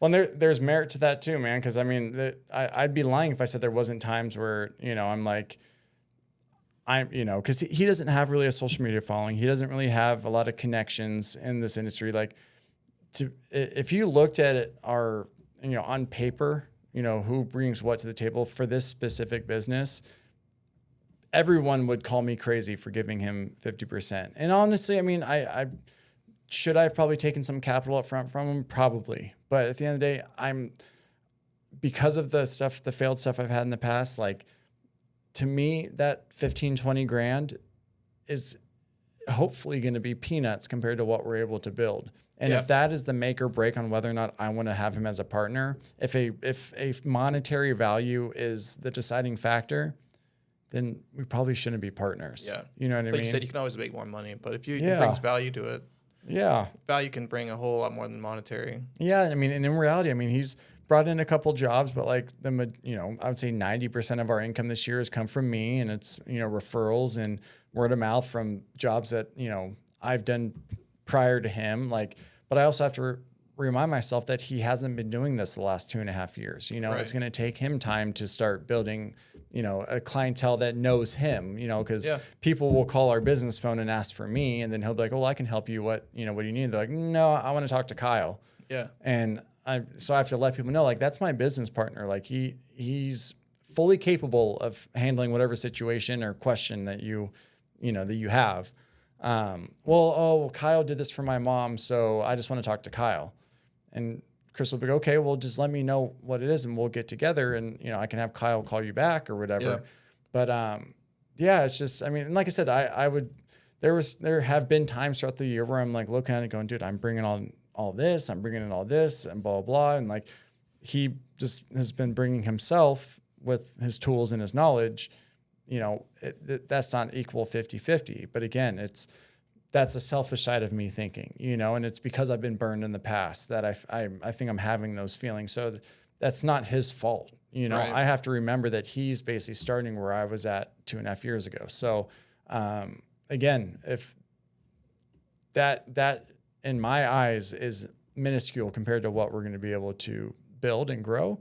And I think that holds more value than any monetary, thing you can bring in my opinion. Yeah. No one knows where the future is going to go, but just keep making, changes when you make mistakes, and learning from those mistakes is huge. Just don't repeat the same mistake twice. Tell you what, the quickest way to learn something is when it financially hits you. I'll tell you that. I mean, underbidding a job or screwing something up, and every bit of profit that you had in that job is now gone, and some. I mean, you've had to pay out of pocket for some shit. Happens. It is what it is. It's construction, and there's been clients that have, it was really nobody's fault, but we didn't know until we got, the thing demoed or whatever it was, where it's like there's no way of knowing until you get there. But that's going to be a $7,000 fix, and I feel bad for the client because it's like, again, nobody knew, but now we're at this point, and either you're going to live in construction because, legally I can't just board everything back up, especially if it's a safety issue or whatever. Like I can't just build up around it and act like it wasn't there. Like, but then they weren't also ready for that, $5,000 to $7,000 fix. Like, who does that fall on? You know what I mean? So I'll work with clients on that and say, hey, I'll eat costs here for that, and vice versa. And, other contractors are like, dude, I can't believe you did that. Like, you should just, if they can't pay it, they can't pay it. Like, then you move on. And I'm like, yeah, but dude, again, it's just being honest. And, the people that I've helped out in those circumstances have brought me more money than anybody else, and it's like, because they are like, you actually cared, I could have easily been like, hey, $7,000 or I'm out of here, type of thing. And I would have legally been fine doing that. Morally, I don't think that's morally right. And going back to what we're talking about at the very beginning, like, money's an energy, you know what I mean? And it's, if you're going to treat people that way, and you've got to give to receive. And, I'm a huge believer in giving because you want to, not giving because you're expecting. Right. And, but that's not also saying that it's always going to pay off at the end of the day. People will screw you, and there are shitty people out there, and it is what it is. And, you live and you learn, but I'm not going to let someone else, change who I am or dictate who I am, because they, made a poor decision or, whatever, But the reputation that you build just from that one encounter could pay more than that 5,000 or whatever it was. Yeah. It's like somebody that reads a good review or like 10 good reviews versus one bad review. That person could have said like, oh, I didn't want to deal with this guy because he didn't want to help me out. But then that person tells their friend, and now you're already qualified. You don't even have to sell yourself to them because their friend that they trust already told you that you can go to him. Yeah. And it's crazy. I haven't spent a single penny in marketing, a single penny in any ads or anything like that. Everything has been word of mouth. Could we be busier? Absolutely. But I also don't have the manpower for it right now. Yep.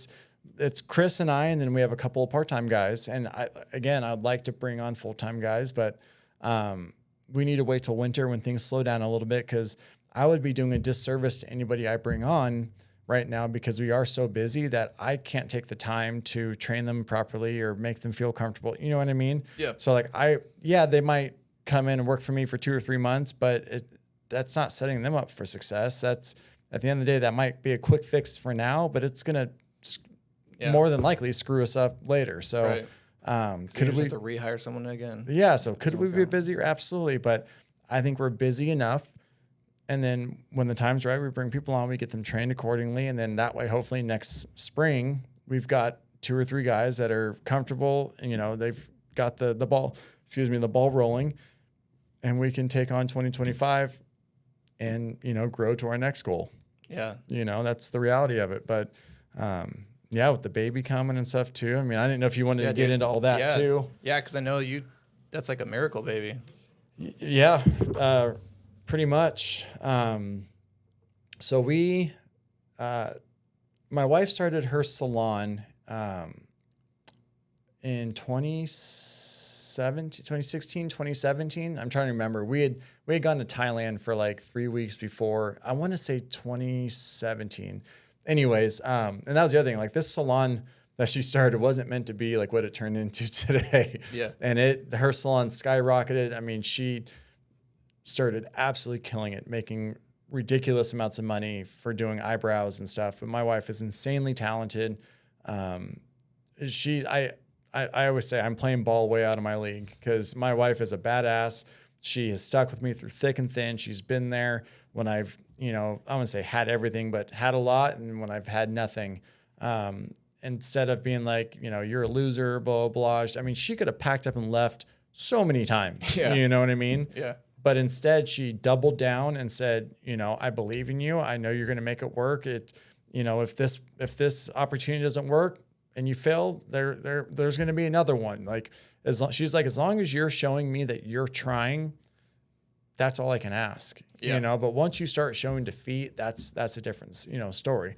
So my wife's an absolute badass. Like I feel so blessed, so lucky to, have her in my life. And the fact that we've been together for, it'll be 15 years this year. So it's like, it's crazy. I mean, going through, she's 4 years older. So I was 18 and she had just turned 23 when we started dating. But it's just, especially that those points of your life, like, dude, everybody cheats and this, you know what I mean? Not everybody, but that's the scene when you're partying, doing that. Right. How we made it through all of that and faithful. And I truthfully believe that God sent me her. And I mean, I can't say enough things. Like I get emotional about it because I look at so many people that have had failed marriages and failed issues and this and that and trust issues and blah, blah. And dude, my wife's fucking badass, man. Like she has had my back. I've never had to worry about her. She's been there for me. She is my biggest cheerleader, but she's also the one that will look me in the face and be like, shut the hell up, get up and figure it out. Like, because she practices what she preached. My wife has built a super successful, north of, $500,000 business by herself, it's something that wasn't, and again, I don't know if she intended it to get to that size. And mind you, she's done all this by herself with basically 3 or 4 other girls. And they are clearing, over $500,000 a year doing brows and, facials. My wife's an incredible person. So back in 2017, 2018, whatever, like, again, money was good. Everything was good. The only thing that was missing was a family. So we started trying to have kids and, we would get pregnant. We would get excited. And then that 6 to 9 week mark, she'd miscarry. And then we'd get pregnant again. And then we get to the 10-week mark, and then she'd miscarry. And it was happening over and over and over. And then probably, I think it was like the 5th or 6th miscarriage. She was actually in California, I believe, doing some sort of training, something with brows or whatever she was doing for her industry. She was pregnant, and all of a sudden, I was actually working at the prisons at this time on graveyards, and I get a call from one of our friends. I was like, you need to get here now. Ashlyn's being rushed into the ER. And I'm like, for what? She's like, I don't know. She just started gushing blood, blah, blah, blah. And I'm like, okay. So I get off the phone. I call shift command. I'm like, dude, I got to go to the airport. I got to get to California. And my shift command's like, what? And I'm like, I got to go. So anyways, I get on a plane, fly to California. So she ends up having an ectopic pregnancy. So basically the baby, I don't know if you know, but for anybody listening, an ectopic pregnancy is basically as the eggs dropping into the uterus, it gets stuck in the fallopian tube. So it can be deadly because if it's not caught, the baby will grow, and then it ruptures the fallopian tube, and then the mother will bleed out internally. Oh, wow. So that's what all the blood was. So that was gnarly. I get to California. She's already had a surgery at that point. I mean, you can only imagine, not only between the miscarriages, but just the ectopic, like the hormone dump, like everything. Like it was gnarly. So we took a little bit of time off. And, I forgot how many months went past. She was like, hey, I want to start trying for a kid again. I'm like, okay. So we start trying for a kid again. Again, another miscarriage. And then finally we got pregnant and we're like, sweet, going for the checkup. They're like, yep, everything's fine. Cool. Going for I think it was I want to say 10-week check. It all kind of like blends together. But anyways, we go in again and they're like, that's weird. I'm not seeing the baby, blah, blah, blah. And we're like, well, we were just here. Like we're pregnant. Like here's the pregnancy test, blah, blah. We're coming to find out another ectopic pregnancy. This one we caught way early. So there wasn't any blood. It wasn't as invasive, but I will never forget the look on my wife's face when, they're doing the ultrasound. We're looking at the screen and you can't see the baby. And my wife just starts losing it. And she knew, and I knew. And the doctor was, doing her best. She was like, oh, well, it could just be, but we knew it was an ectopic. So of course they instantly, hey, we got to get you in for surgery tomorrow morning. So we went in surgery and that was it. At that point, my wife's healing. We're at home and she was basically just like, I'm sorry, I can't give you a child. I'm like, wait a minute. Like, I don't want you to want a child because I want a child. Like this is something that we want. And then, now we're going through the fact of she feels broken. She feels like she's not a woman. The amount of them. And again, as a husband, it is the most heart-wrenching thing because there's nothing I can do. If someone punches my wife or slaps my wife, I could go assault this person. I could, right. But something that there's nothing, it doesn't matter what I do is not going to help her. Yeah. Is the most defeating feeling. And then take that, and that's probably like that big on a scale of what she's feeling. You know what I mean? So I had to keep letting her know, like, don't worry. Like, maybe this is, maybe we are not meant to have our own children. Maybe we're meant to foster. Because on paper, finances, relationship, everything else is perfect. Maybe we're meant to, maybe God's plan is for us to adopt, maybe foster, maybe we have another purpose. Yeah. And so that's kind of what we latched onto. And I was like, so for a couple of years, we're like, okay, well, let's look into fostering, and then foster to adopt, and then look into adoption. And honestly, looking into adoption really broke my heart because after everything I've learned, and adopting is great. People that have adopted, don't get me wrong, but I truthfully believe it's almost like a legal child trafficking. Yeah. The amount of money they're charging and the things that they're requiring, I'm like, you guys say there's so many kids in the system that need help. Why is it $35,000 to $40,000 to adopt? And why do I have to pay this person and pay that and pay this? And insurances don't cover and blah, blah, blah. They make it so difficult to adopt a child. And I'm like, that's why there's so many kids in the system, but I also understand like not just giving children to anybody. Like there's got to be some monetary value there, whether it's, I don't even want to say credit checks because our country's trillions of dollars in debt and they have the audacity to give us a credit score, but that's another thing. But I don't know what the answer is, but the system right now is not it. I'll tell you that. Yeah.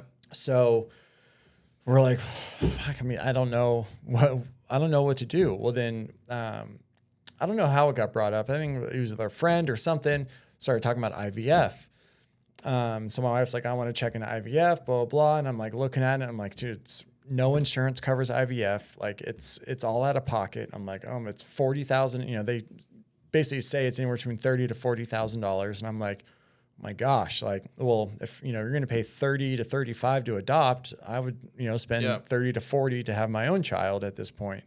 And not pay, all these different people that have their hands in the jar to, get this child into a better life.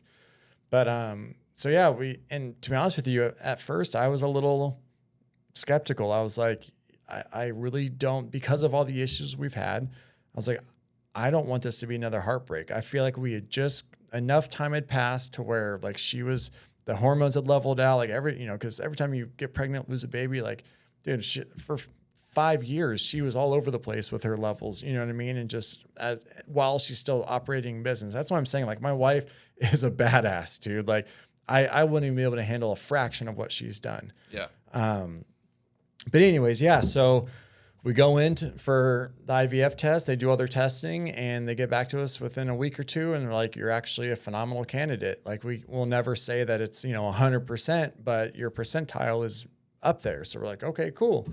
So we start the process and, go through all the steps and, get the embryo. And so first we got 5 embryos. We had 4 boys and a girl is what they were able to pull from her cycle at that time. And then I had to do my part into the cup and all that stuff. Then they, do it in a lab and fertilize the egg and all that stuff. Well, we ended up choosing, and all the embryos are graded. So you've got, your highest grade and whatever. So our highest grade ended up being a boy. And I'm like, for this amount of money, I want to do the highest grade to give us the best chance of making this happen. So, so then we did that and we did the implant and all this stuff. And all of a sudden we get an email that says, congratulations, you're pregnant. And we're like, holy crap. And mind you, this is right at the time that like me and Chris are starting Guardian Custom Builds and Design. You know what I mean? So it's like, okay, now I'm having a kid. I'm starting, essentially a new business with a partner, blah, blah, all this stuff. So, got pregnant. Everything was fine for the first couple of weeks. Well, then all the checkups started happening. Well, then all the issues started happening. So, I don't want to go all the way into all of it, but basically I forgot what the blood sac is around the baby, but essentially she ended up being super high risk, put her on pelvic rest. She wasn't able to work. She wasn't able to drive in a car. They basically said, you're going to be in bed and the only time you can get up is to go to the bathroom. And you're going to be like that until we tell you otherwise. So for weeks, weeks turned into months. That's how it was. And, she's still trying to operate her business. Obviously she wasn't taking clients, but I'm now starting this new venture, which again, you kind of take a couple steps back before you take steps forward. So that was super scary. I got rid of all my hobbies. My main focus was growing my business now to be able to take the stress off of my wife because she essentially was the breadwinner. There is the breadwinner, but she can't work. And, when she doesn't work, she makes up about probably 60 to 70% of the salon's income. So with her not working, our bills every month are still the same, but our income drops drastically. Right. So to make a long story short, it was super scary. We're worried about another miscarriage and, we're tens of thousands of dollars into this. We had gone to Greece to get the medications because they wanted like $15,000 for the medications for IVF. But we literally walked into a pharmacy in Greece with a notepad that had all the dosages and all the stuff, handed it to the lady and she's like, oh yeah, give me a second. And all of a sudden, like some cars start pulling up, people start bringing it, and we literally got, for conversation purposes, there's 10 medications. Yeah. 2 of the 10 had to be refrigerated, so we couldn't get that in Greece. We had to get that back in the States because they had to be a certain temperature. Yeah. But we got 8 out of 10 of the medications for $700. Wow. And so we flew back and to Idaho, got the other medications that we couldn't get overseas. And about halfway through the pregnancy, everything took a turn for the better. She was no longer high risk. And it's been a blessing ever since. And now it's the 18th. We're literally 5 weeks out from fantastic, due date. Dude. Yeah. So it truly is a miracle, baby. It's a huge blessing. I can't believe that I'm going to be a dad. I'm super proud of my wife for everything that she's endured. And I know that, she's going to be an incredible mother and just everything has just been truly a blessing. And we give all glory to God because I feel like every step of our relationship, every step of our businesses, everything, when we've run into turmoil, run into issues, we've always stopped and prayed on it and tried to do the biblical thing, and every single time it's worked out. And this is just another example of that. And, again, I'm not sitting here trying to preach. I mean, everyone's relationship with religion and God is their own. Yeah. I'm not going to judge anybody, but he has moved mountains and created a life for us that I never imagined would be. And stuff that we thought was now so far out of reach is going to be born in 6 weeks. You know what I mean? Yeah. It truly is a blessing. Yeah, that's amazing, man. I can't imagine going through all those highs and lows. Yeah, I mean, that's nuts. it's just like, it goes back to that thing. People don't know what you've gone through. Yeah. And that's why it really bothers me when people say that, like, oh yeah, must be nice. And again, I heard a lot of it at the prisons and stuff like that, work with other people. And I'm not trying to knock them, but like, dude, you have no idea. Like I come from a divorced family. My dad disappeared when I was 10, my mom, she got married to, another guy. And I like my stepdad, don't get me wrong, but my life didn't fit in with her new life. And I mean, that obviously if I come back again on this podcast, we can go deeper into that kind of stuff. Obviously we have time restraint today, but, everything I have, my wife and I built, like everything. I've got a few family members, that have, I don't want to say not like financially help, but have like been supportive, and regardless of right or wrong, they've been in my corner. So I definitely want to, hats off to them. But every single thing that we have has been because of something my wife and I built. And I take immense pride in that. And again, there's nobody else in this world that I could have built what we've built, without her. And I honestly, I think everyone's like, oh, the man of the house, this and that. Like, if you want to be completely honest, if an intruder comes through the door, yes, I'm going to be the first one there. I'm going to do what I can to protect my family. But I will tell you, my wife is 10 times more badass than I ever will be. And my goal is to protect her and protect our child. Like my wife is incredible. And I am nothing without her. And without her, I would 100% not be where I am today without her by my side. And I think a lot of people lose sight in that. And, marriages end once success starts happening because people think, like you're saying, the grass is greener and blah, blah, blah. The only reason why we've succeeded is because we've been partners and we've done what we've done. And there's not a single person I would rather do life with than her. It truly is. It's all credit and all glory is to God. But on the earth side of things, my wife is my rock, my soul, my everything. So that's awesome that you found that, man. Yeah. I feel very blessed. Yeah. Your whole adult life. Yeah. Yeah. And I partied and did a lot of crazy stuff in high school. And that's why everyone's like, oh, you got, into a long-term relationship young and blah, blah, because I got married when I was 22. And but I'm like, dude, when you just know. Yeah. You know what I mean? Oh, I feel that 100%. I got with my wife. I was 17. Yeah. And we're still together. It's like 14 years. It's crazy. Yeah. And time flies, man. Yeah. We'll lay in bed and talk about like our past, or not our past, but the past years. And it's like, it seems like so long, but it also feels like yesterday. So it's like a weird mix in between the two. You know what I mean? Right. Like certain things seem like a lifetime ago, but it was only 5 years ago. Yeah. Or whatever. So it's awesome you guys can grow together too. Yeah. And again, one of us has grown more than the other and vice versa. But at the end of the day, like I said, when it comes down to like just our foundation and why we're together, who we are, we did not come this far just to come this far. Yeah. And, I told my wife, because I come from a broken family and it was a nasty divorce, when I got married, like that was it. Like, if you want to leave, you're going to have to leave. I will not leave you because there's always a way to work it out. There's always, whether that's counseling, whether it's communication, whatever it is. I mean, besides cheating, I feel like that's like the ultimate betrayal. Yeah. But at the end of the day, like you got together for a reason. You guys are building a life together for a reason. Yes, things may seem difficult now, but give it a year, give it a month, don't make rash decisions in emotional times. You know what I mean? Like, oh yeah, you just have to sometimes take a step back and remember why you're here, why you're where you're at with this person.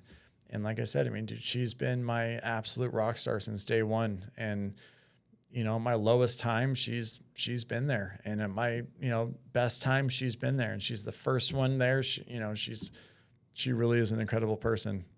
Yeah, that's awesome, man. It sounds like you guys will be great parents. I can't wait. That's gonna be a whole new chapter. Whole new venture. Yeah. But I can't wait, man, to see her, just as a mom and just to see us and, the life that, cause again, like it was out of my head that we were going to be parents, and we very well could have been, whether we did adopt or foster or whatever.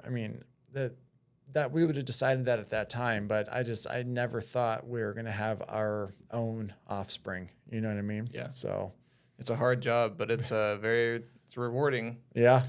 but it's the hardest job I've ever had. I can imagine. That's what I hear. Yeah. But I can't wait, man. And it's, time's ticking, and it's, I just, my thing is the unknown. Like, I just want it to be here. I just want, I want him to be born. I'm just ready. I'm tired of the waiting game. And it's like, now that we're so close, it's like, okay, let's just get it done, move on. Cause I just hate the unknown. But yeah, again, there's nobody else in this world I'd rather go through all this with than her. So that's awesome. You found her, man. Yeah. So what is it that you guys do exactly on your business? What do you guys build? Yeah. So, we do everything from, it was kind of funny. So, started off as doing handyman stuff. And I definitely didn't want to get into like full builds. Cause you can throw a dart at the map and there's builders, there's 15 builders in that area. We do everything from room remodels to pergolas, gazebos, accent walls, really smaller jobs. I would say the largest we'll do is like a room remodel, whether it's kitchen or a bedroom or whatever people want. And then we have the handyman side, which is changing light bulbs to trim to flooring to, really anything. It's funny because people will call and be like, hey, I've got this and this. Is that too small of a job for you? And dude, I've taken on jobs where literally I've gone through and just replaced light bulbs in someone's house and, an elderly person. Yeah. Go and do that. We'll come to find out their son-in-law is, worth $50 million and he's got a mansion over in Cascade and he needs an accent wall and this and that put up. Yeah. And so that was a huge lesson to me. He's like, I don't care if it's changing light bulbs or adding a light switch, whatever it may be, I'll take it on. But because manpower wise, we just don't have the manpower to do anything larger than like room remodels right now. Yeah. And I, to be honest with you, I don't know if that's something that if we're going to want to go bigger than that down the road, I kind of think that we found our niche in what we're doing and it's working. And I kind of just want to, if it's not broke, don't fix it. So just kind of, I think, honing in on our skills and growing and getting a couple little crews together and then we'll take it as it comes, But so far we're, our 3, 6, and 12-month goals, we're not quite the 12-month yet as the new partnership, but we've hit our initial goals. And technically we've already surpassed our 12-month goal. So we'll, come the new year, we're going to set, 1, 2, 5-year goals. And so we'll go from there.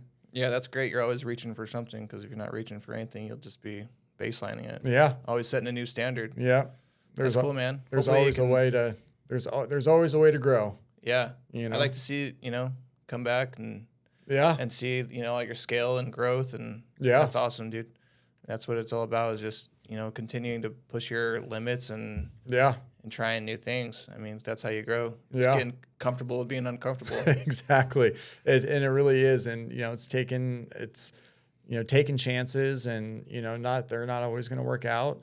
But at the end of the day, you just take the chance and fail. Cause at the end of the day, I truly don't believe anything's a failure because there's always something to learn from it, you know? And Lord knows I've failed a lot, but you're either winning or you're learning. Yeah. So that's the reality of it. And I think at the end of the day, that's a good mindset to have. And, just do the best you can, be an honest person, give back to your community and just help people, man. It's, there's always, you can always make more money. You can always, whatever you want to do, you can always do that. But what you can't get back is time and first impressions and how you treat people. And people remember that. And I think just having those basic core values is important. And, it's already in my personal life has already paid off, tenfold. And so it's obviously working. So I think I'm going to keep trucking along and doing what we've been doing. So yeah, man, I've loved watching your growth on, your Facebook and just talking to you and catching up last year when I was on baby leave. Like that it's just been cool just to see, going from